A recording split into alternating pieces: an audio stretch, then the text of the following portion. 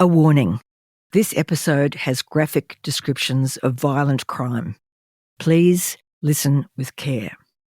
A listener production.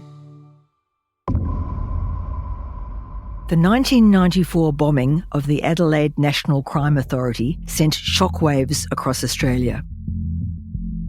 It was a brutal act that killed a police officer and seriously injured others, sparking one of the most daring undercover operations in our history. But this police sting had an unusual weapon: forensics. With red phosphorus linking the bombs and a drug manufacturing business run by a key suspect, and forensic scientists involved in the operation, this was a rare moment where science went on the offensive. In this episode, we're joined by Colin McLaren, the cop who infiltrated the Australian Mafia, lived a double life, and brought down a group of organised crime kingpins from the inside. This is a story of psychological endurance, covert strategy, and a forensic sting that turned the tables on one of Australia's most dangerous criminal networks. My name's Liz Porter. I'm a journalist, true crime author, and forensic science obsessive. I've spent my career uncovering how forensic science cracks the toughest cases, writing 3 books on the subject and earning a PhD in the history of the Victoria Police Forensic Science Lab. Join me as I sit down with the world's top forensic experts and discover how forensic science is convicting the guilty and exonerating the innocent. I came from a sort of struggle town background, and one of the parts of that, with a violent, drunken father and a wonderful mother, was that family of violence was often met head-on by men in uniform, the police, who were there to save our day. And so when it came time for me to grow up and find a career, I just thought of the police and always remembered them so wonderfully as the heroes that used to save our bacon. And that drew me to the police department as a career. And how did it feel when you put on that blue uniform for the first time? I wanted to take it off and throw it away. I just come back from, like everybody, a lot of people my age, I just come back from Europe backpacking and my hair was sort of down past my shoulders and joined up and got in straight away, so I didn't have time for a haircut or anything. And I remember getting that uniform on the first day, and they took me down to the barber shop and put a basin on my head and cut my hair. And that was enough of an assault. But then they told me to wear this uniform, and oh my God, it was a culture shock. So how did you become involved in undercover operations for the first time? I guess it was about 2 or 3 years into my uniform career that somebody in management saw me, and he identified something within me that he liked, and he was heading up the new undercover squad. It was basic bread and butter undercover work. You go out and team up with somebody and you'd make arrests for someone smoking dope and all those silly things we used to do 45 years ago. And out of all of that, I got recognised again as someone that might do even better, doing more complex jobs like heroin and later cocaine and amphetamines or speed, as a lot of people might know it as, and getting into cartels and sort of organised crime groups. And then I did that for 2 or 3 years, and then eventually I decided to study and become a detective, and I got selected for that. We're going to fast forward here for a moment and take you forward to March the 2nd, 1994.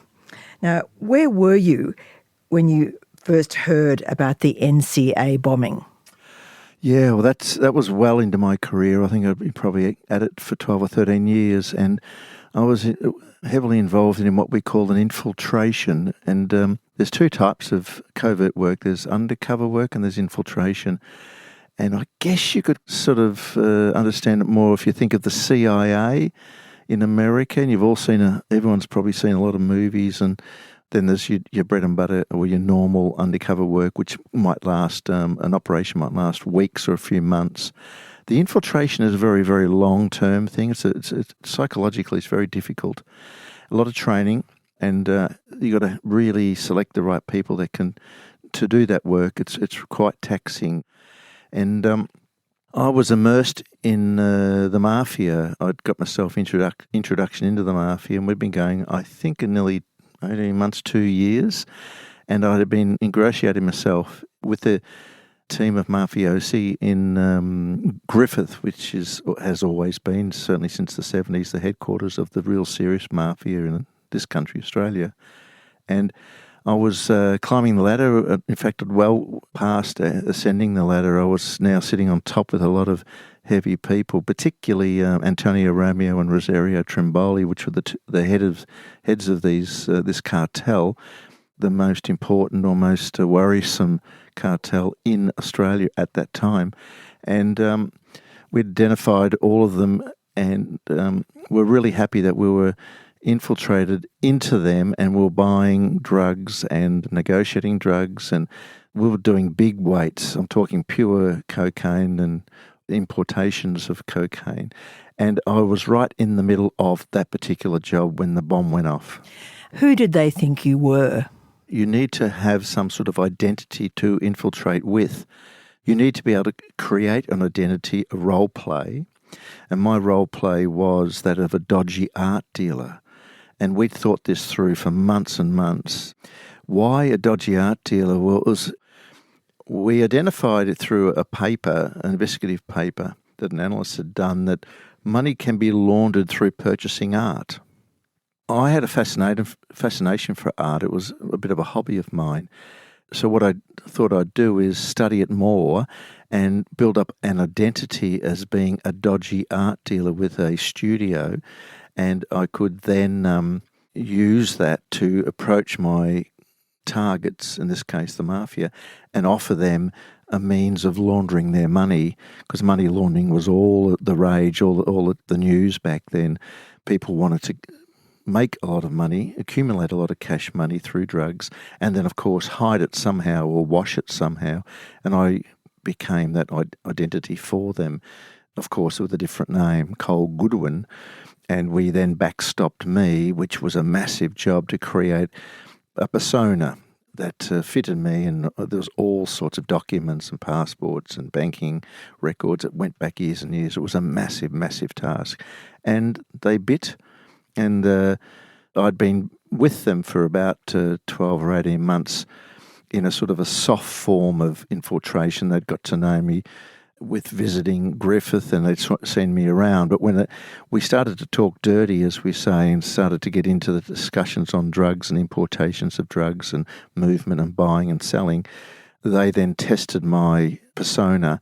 And we do know that they did some background checks, lots and lots of checks, because they got onto my bank, for example. We had alerts on the banking accounts and ratted through my apartment looking for who I really was if I wasn't the art dealer.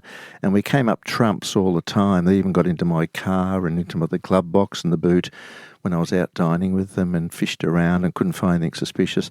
So I was getting tested time and again. And eventually they decided, he's real, he's a dodgy art dealer, he can launder money, he's good enough for us. And that was the start of the last half of that job, another year of that job that finished up closing down the Mafia cell. So they asked you to hire a plane for them to go and fetch drugs. And I think you were on that plane when you first heard about the bombing of the National Crime Authority building in Adelaide. Is that right? That's right. Our sister office in Adelaide, if you can just think that National Crime Authority is a truly national body where they have a franchise, an office in each capital city, and we're all working together on this national effort against the Mafia. And I was the team leader for Victoria. There's also one in Adelaide and elsewhere, of course, but Adelaide were giving another mafioso a hard time, and had been locking him up and putting him through the courts and getting ready for a trial. And there was a falling out with that mafioso. His name was Dominic Perret, Calabrian born, and took root in Adelaide and became the major player of mafiosi in South Australia, And he was a very angry man, and he took issue with the boss of the detectives that was giving him a hard time, was trying to prosecute him. And there was a bomb that went off, and I'll leave that for a moment and go back to where I was. And I was on a plane going from Melbourne, a very light aircraft, I think a 10 or 12-seater, and we were doing a dry run to bring a heap of drugs into the country. My job was to hire the plane as a skippy, and I had a clean record and, of course, no Italian ethnicity, therefore maybe warning signs wouldn't go off with somebody hiring a plane. So it was my job to hire the plane and then eventually to fly it as a dry run. And I was with two mafiosi, and we know they were armed. And then we heard, I was nowhere near any backup or any police or any colleagues, just way out in a town called Weipa, which is the middle of absolute nowhere. And we just heard that the bomb had gone off. And then we heard that a detective sergeant had been blown up and murdered.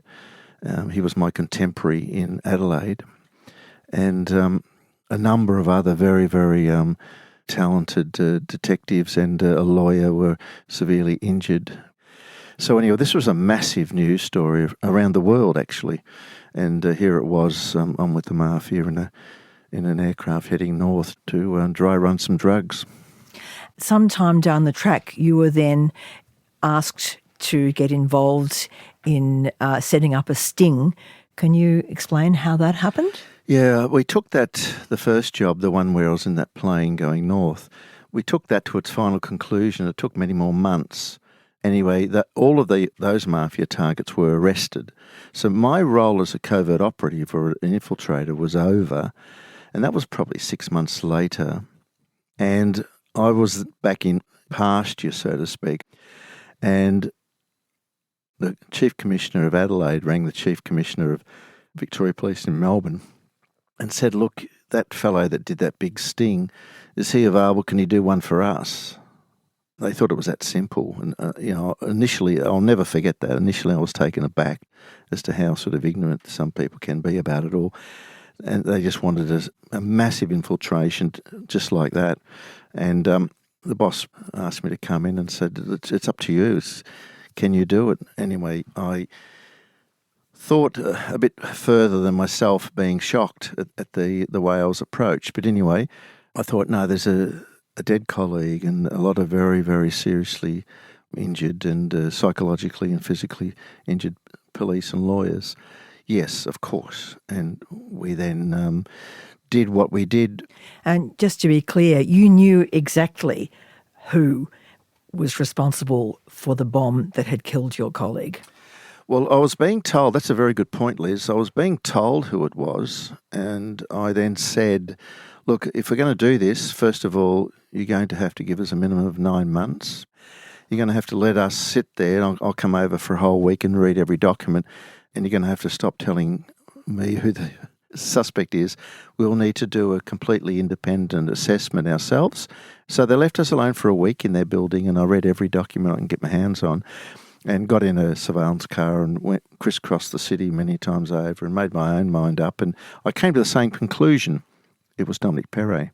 So I actually agreed with them, but we weren't being told that was the target. So there's a sort of a really mute point there, I guess, on objectivity. And I was really happy that was the target. And then I said, we need 9 months. And they took a big gulp of their breath and thought, golly, that's expensive. I said, it'll cost you at least $1 million. That's in wages and expenses and flights from Melbourne to Adelaide and all sorts of factors. And they sorted a bit of pill. We then said, well, give us a ring in a week and see what you think. They rang us certainly in a week and said, yes, let's do it. Why did Dominic Perret retaliate against this police officer? It was a combination of a couple of things, but first and foremost, he came out as a peasant from Calabria with his family. No disrespect there. I come from poor stock too.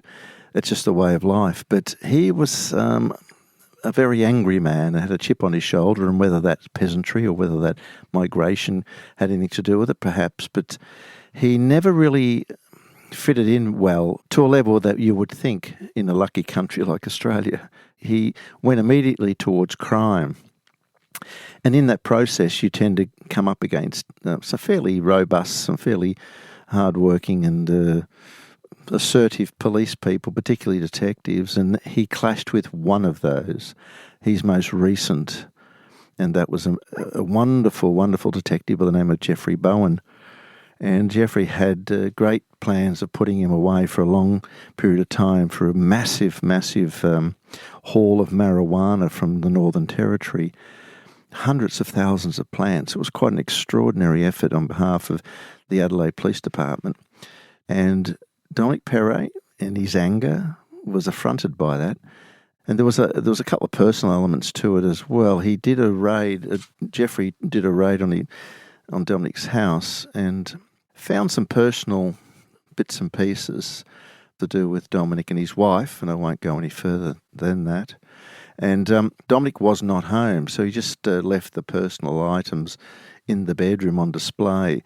And anyway, they waited around and Dominic did not return home, so they had to execute the warrant, sign it off and leave and go back to the office. And then Dominic arrived home and got very upset that some of his personal things had been found.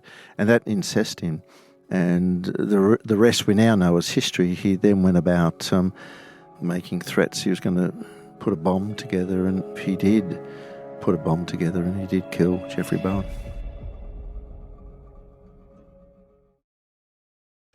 The sting that you set up to bait Dominic Perret sounds pretty much like a 3-act play, and I'm not going to ask you to tell us all the details because we'd be here till next week. Yeah, well, again, I had to come up with an idea that would attach itself to a set of people, individuals, covert operatives, in a covert sting. Whereas previously I'd been a dodgy art deal, that's me and myself alone, that suits that particular sting. What I learned from reading all those documents, as I mentioned, when I made my own mind up, it was Dominic Perret, was that he was probably also involved in amphetamine manufacturing, or clandestine laboratories, we call them. For people listening in, that's where you make your own speed. You are, like a nutty professor, I guess. You sit there and a chemist and put this chemical with that chemical, and there's a process. It's very, very complicated, which could, depending on the size of the batch, be worth $1 million or $2 million. In our case, it was worth $6 million way back then. So today's standard or conversion could be 20, 25 million. And what was pretty clear in my reading was he's probably been associated with the Speed Lab before. So that set off an alarm bell with me. I thought, well, how do we attach ourselves to him, get to meet him? And he's done a massive marijuana plantation. That's not going to help us anymore because he's on bail for that. He's not going to go back to doing the same thing again. But maybe he could do the Speed Lab. So I took a hunch and went and saw a colleague of mine, or two of them, John White and Mike Perkel, two wonderful senior forensic chemists in the Forensic Science Laboratory. And I'd had a lot to do with them over the years, and they were as good as it gets as far as the brains trust for how to come up with an idea on making a speed laboratory, getting the glassware together, getting the chemicals together, and then following a process, a cooking process through.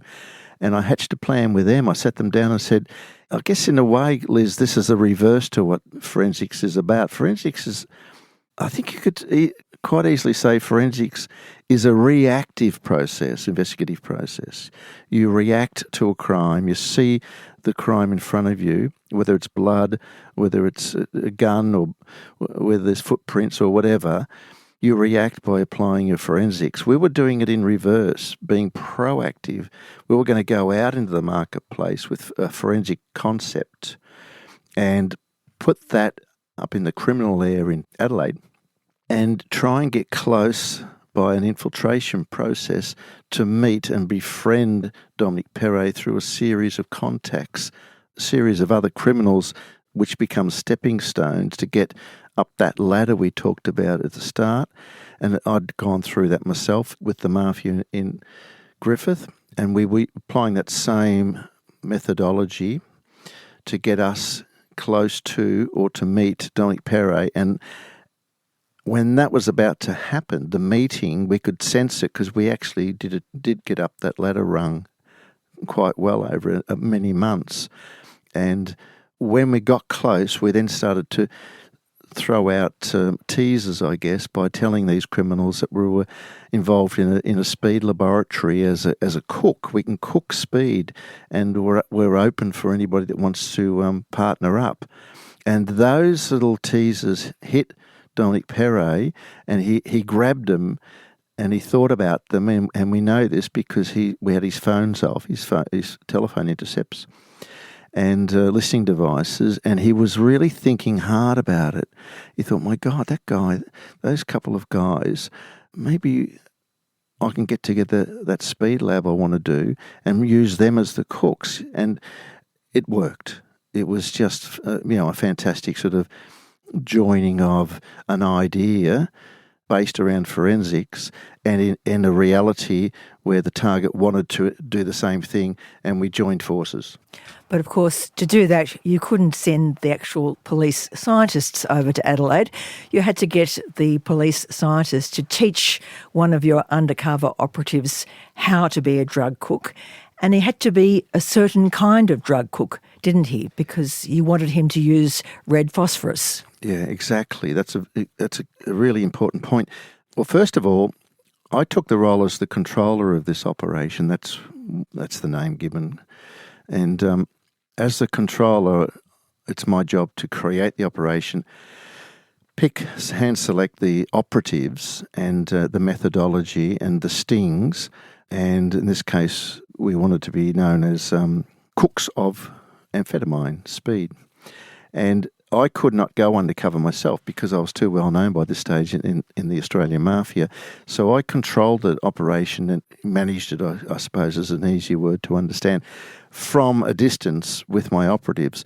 And then I set about choosing operatives to suit this sting we were going to do.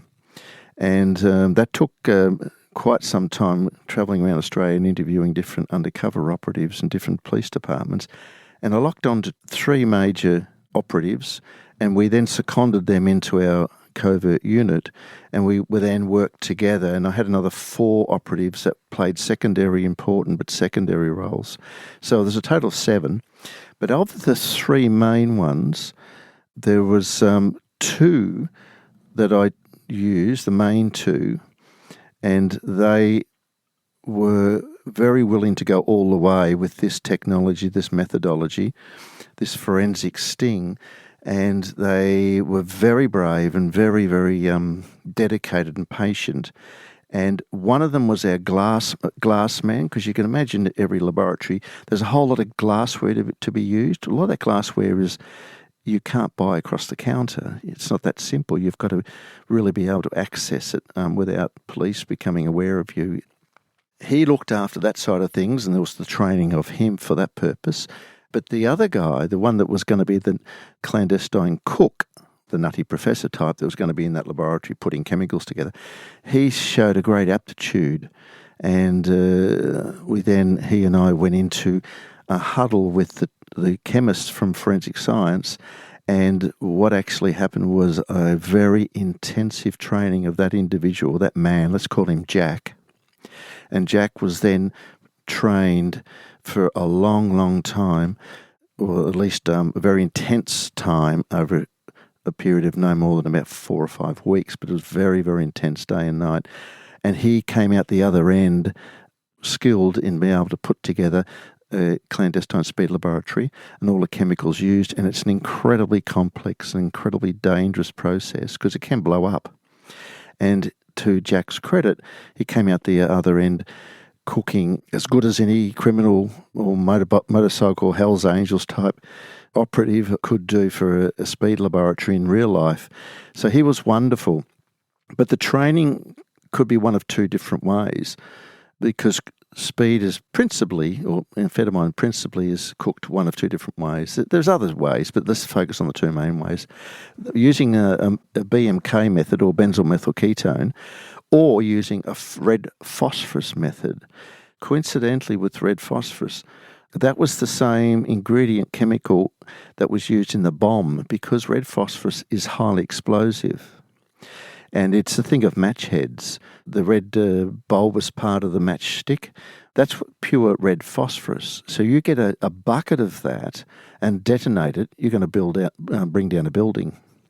So coincidentally, as I said, that same chemical, even though it's volatile and explosive, is also a key ingredient for making speed laboratory towards the end of the last half of the process. You need red phosphorus. So that's why we latched on to being clandestine speed cooks, because we knew Dominic Perry was the suspect. He'd obviously had red phosphorus before and had blown up the building and killed Jeffrey Bowen and injured so many others. So if we could infiltrate him as someone who has access to red phosphorus through being a speed laboratory cook, there's your perfect union. How did you convince a cautious, doing it by the book, police forensic scientist to take part in what you hoped would be one of Australia's most ambitious covert undercover operations? I guess it had a lot to do with many, many years of relationship with these two head chemists. I don't think we could have ever done this if I just walked in and they didn't know me, for example, and there was no pedigree. We had been involved over many years of investigations, other speed laboratories and chemicals and things that had fallen into the hands or been used by criminals. And I had enjoyed a very good professional relationship with them. So when I got to them and spoke to them of this concept, they initially reeled back as if I was mad or something. But they are also very, very professional people, highly professional, and very cautious people. All chemists are. You have to be very, very considered in that sort of trade. And I do believe, because we worked together over many years on other aspects, there was an element of trust, I suppose. That's the word I'm searching for. And once we got over that little hurdle, it was actually a significant hurdle, because we had management to answer to the hierarchy of the police department and the hierarchy of forensic science laboratory. They were wondering, what the hell is this? What is this concept? Because they are not, as I've said before, proactive in their dealing in crime and crime scenes. They are always reactive. So we were really flipping it. And we soon, I guess, developed an understanding, and a memorandum of understanding was written up. And then we got on with the task of training this unique individual, this very brave policeman, Jack. And, of course, the training went through and was finalised. And how risky was a sting like this? There were so many moving parts here, so many people that you were introducing into Dominic Perry's environment. You were listening in the whole time, and a lot of the time they were wearing wires, weren't they? Yeah, as the controller, you've got to make decisions, 100 decisions a day, but you've got to have a set of ears on the action. If you can't see it by covert cameras, then you can at least try and hear it. So you can then instruct your operatives inside that laboratory to do something this way, or suggest this strategy, or make this comment. And you can do that by using their phone, cryptic text messages, for example, which was what we were doing. So anyway, in the end, we had to sort of come up with a time that was right. We call that the sweet spot. When you're dealing with a criminal, just because you've met them, just because you've infiltrated them and they've taken the bait, hook, line and sinker, it doesn't mean they're going to then tell you that they killed somebody and how they went about killing someone. I mean, that's just naive. You've really got to be able to find that sweet spot to be able to talk to them when their resistance is dropped. Every criminal has got that big secret to hide, whether he's killed once or twice or many times or bombed in this case. He's not dining out on that. He's not telling everybody he's ever met it or anyone who bumps into that he's that person. No, it's the opposite.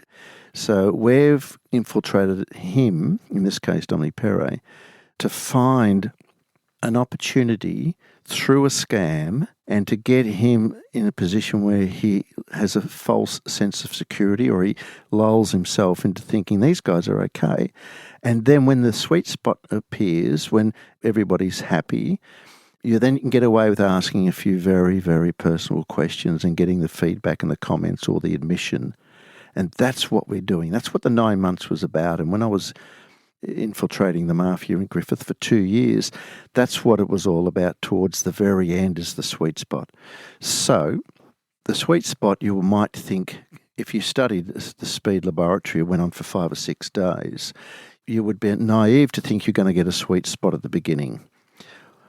It would happen at the end. Why is that? It's easy. Once at the end, when all the speed laboratory has been cooked, all of that dangerous stuff of chemicals, all of the avoidance of police surveillance that, in the neighbourhood or any law enforcement that might be looking at you, and that hasn't happened, and all of a sudden it is crystallised, and then you get the red phosphorus.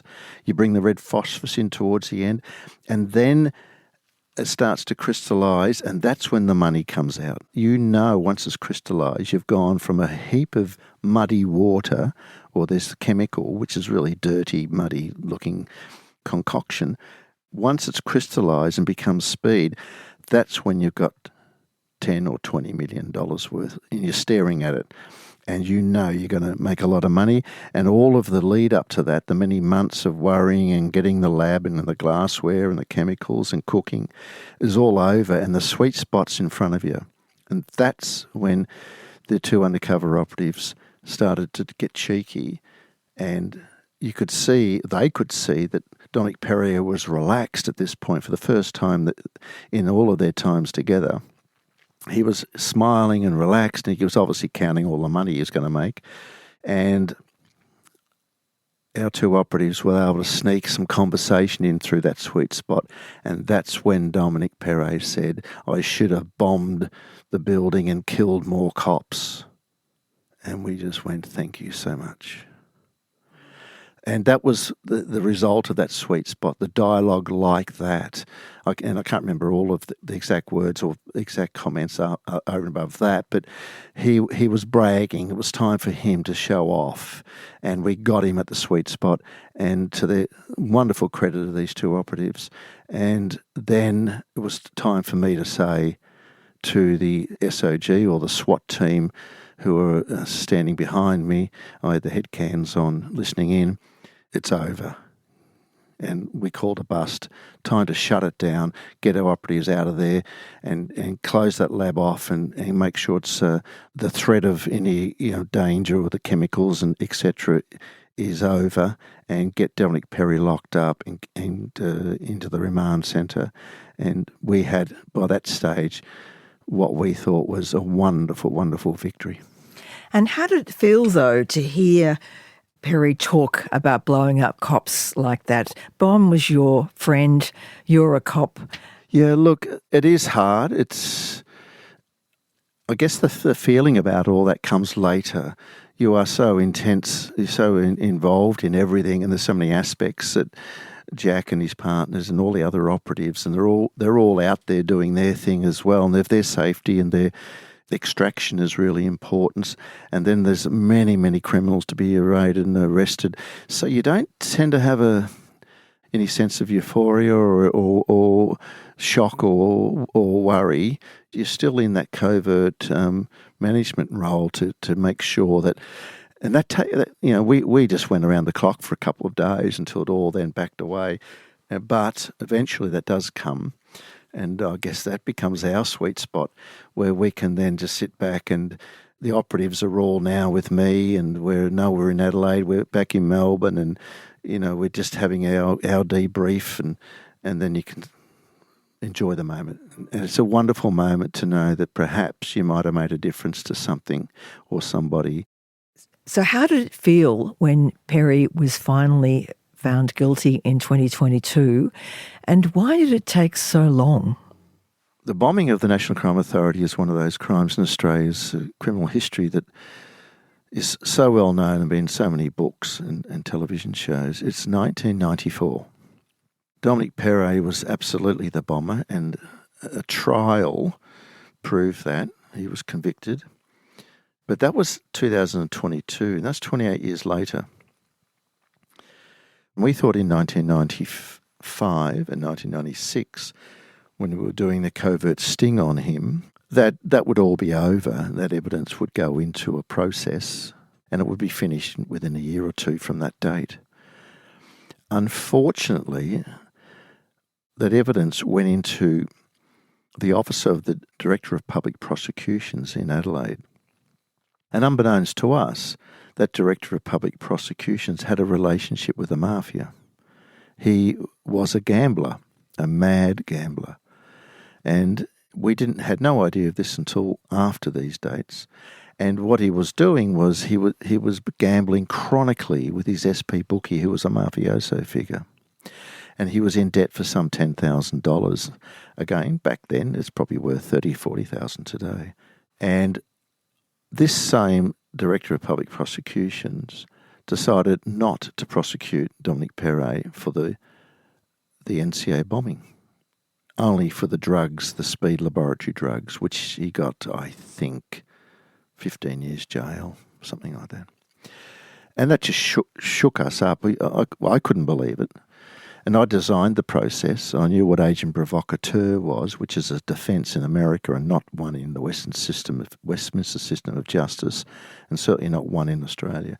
So I was very careful of all of these things, of dotting our I's and crossing our T's. And I went to Adelaide and sat with him in his office, and he and I just argued the case. And I was just disgusted when he told me to leave the office. There's no prosecution. And we started then dig around, and some investigative journalists, to their credit, they did better than us. They started digging around and could show that there was a connection with his gambling. So it all started to make sense. And by this stage, I then had left the police department. There was a lot of things I was not happy about. So what I decided to do was to keep my box of evidence, which was, if you could imagine, a normal furniture box. When you pack up your house to leave your house, you put all your clothes or crockery in a big box. I had one of those boxes full of National Crime Authority evidence and all the transcripts, all the tapes, because the DPP over there, back then, not now, but back then, because he was under a cloud, I didn't want this box going anywhere else except in my garage. So I would not give it up when I left the police department. I kept all that with me, and no one was arguing about it with me. I just chose to do that. And I carried it around for 28 years. And then eventually, a very new DPP and a very talented group of prosecutors decided they would pick up the ball, because this same dodgy DPP had long ago died. And this case of the NCA bombing just was languishing. And they rang me, and they'd heard the rumours, and they said, "You've got a box of evidence, haven't you?" And 28 years later, we got a trial, and he was convicted, and he was given 37 years jail. That would have seen him out. He was 63, I think. And after 7 months, he had a heart attack and died. And how did you feel when that guilty verdict was announced? Great relief, because he used to stare me down when we get into those early hearings on the drugs. And then there was a voir dire on the evidence as well, on the bombing.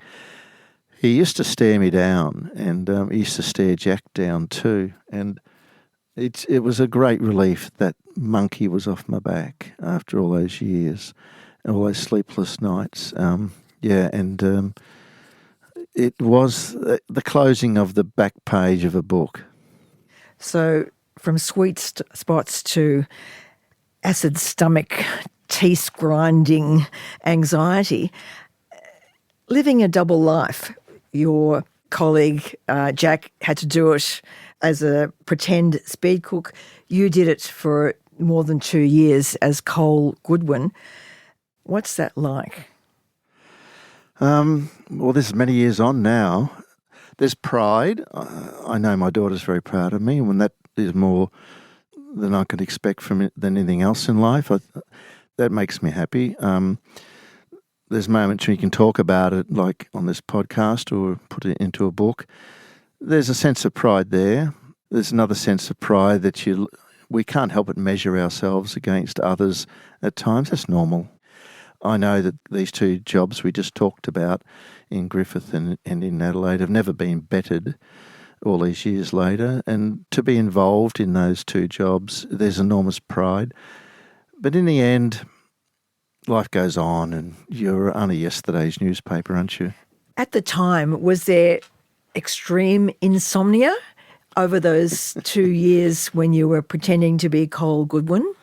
Well, yeah, and you can add the last job, which immediately followed it in Adelaide. One went straight into the other, so there's 3 years in total. And it took me a long time to get back to normal sleeping. And I do remember it was only a couple of years later I resigned from the police department. And I resigned because I think I'd done it all, a couple of good decades, and achieved a lot of the things I'd set out to achieve when I first got my long hair into a crew cut and tried on the uniform. And I wanted to do other things in my life. But I then left, and it was another 10 years before I slept well or slept properly again. And I opened an accommodation facility with a restaurant and in the country. And I used to sleep for that 10 years with a sawn-off shotgun under my pillow. That's how light I was sleeping for all of those years. Sleep was always a problem until one day, there was a particular day and a particular reason why, but that happened, and then I stopped worrying and started to sleep properly again. Most people would expect that having infiltrated the mafia, that you would have been in serious danger of being executed afterwards.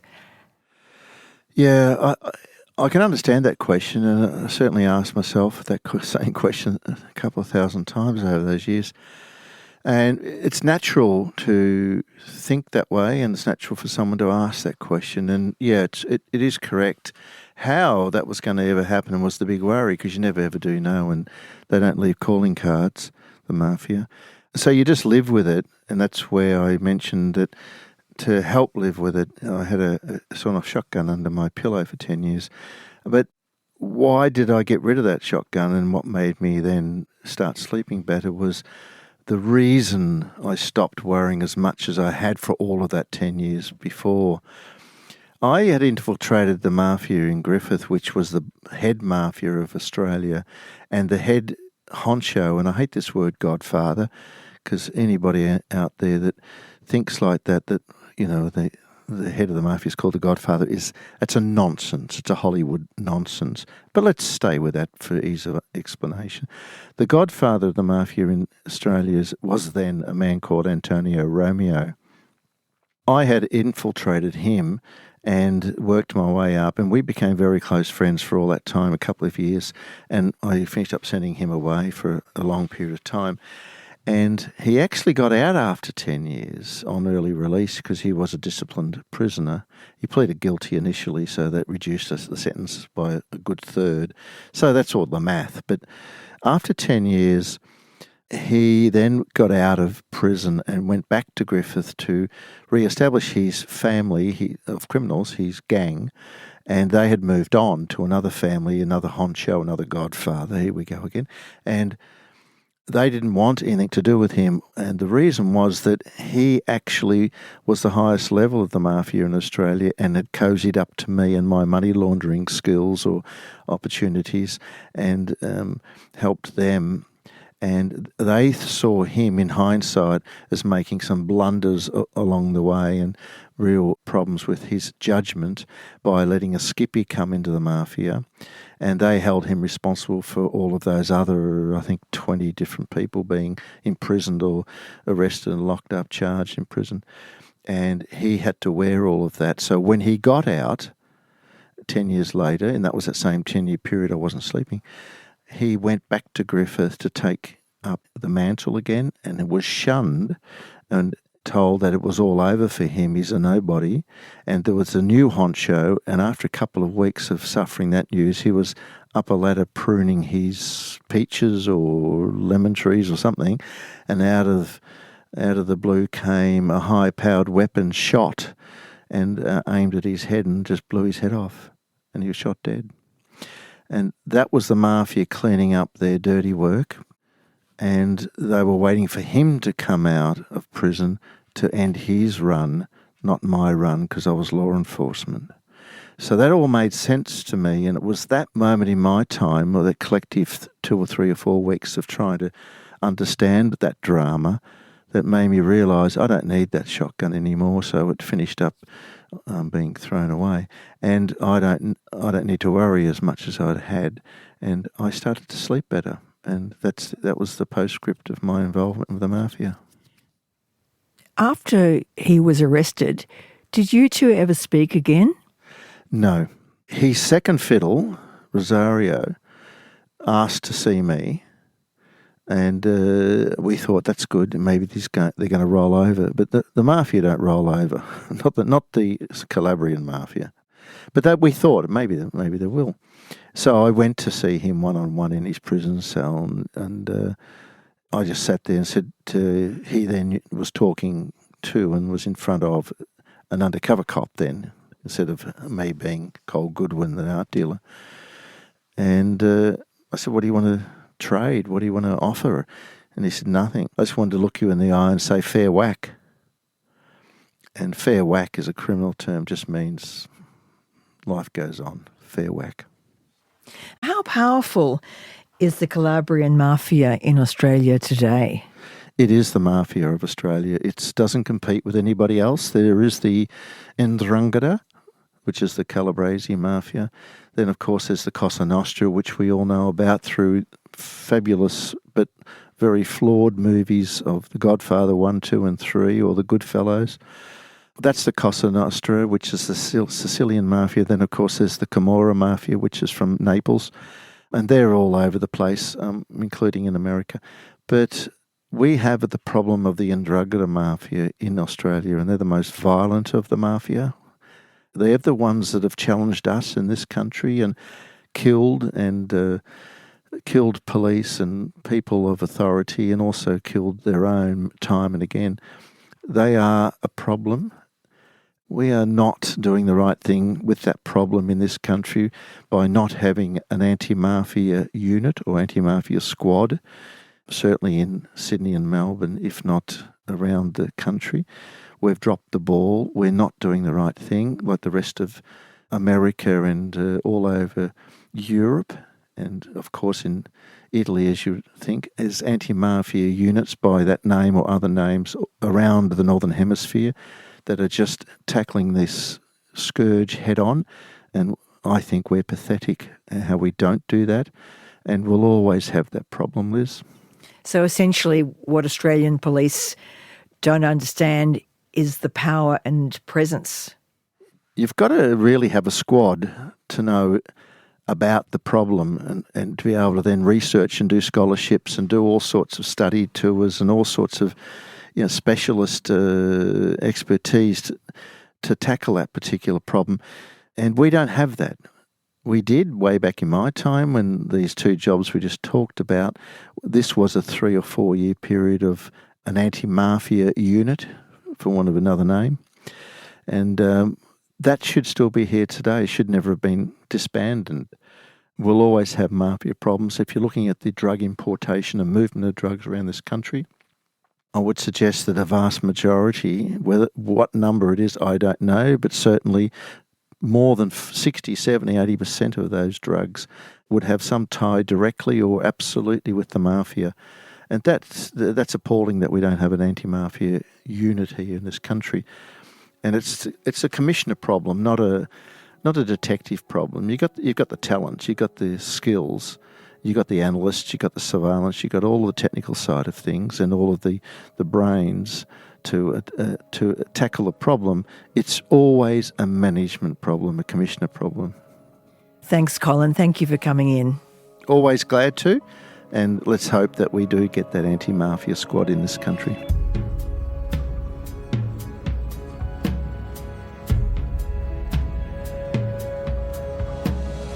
Crime Insiders Forensics is hosted by me, Liz Porter. It's produced by Holly Mitchell, Dan Mullins and Jade Murray. Sound design is by Link Kelly. This podcast is produced on Wurundjeri and Gadigal lands. We pay our respects to elders past and present and extend that respect to any First Nations listeners.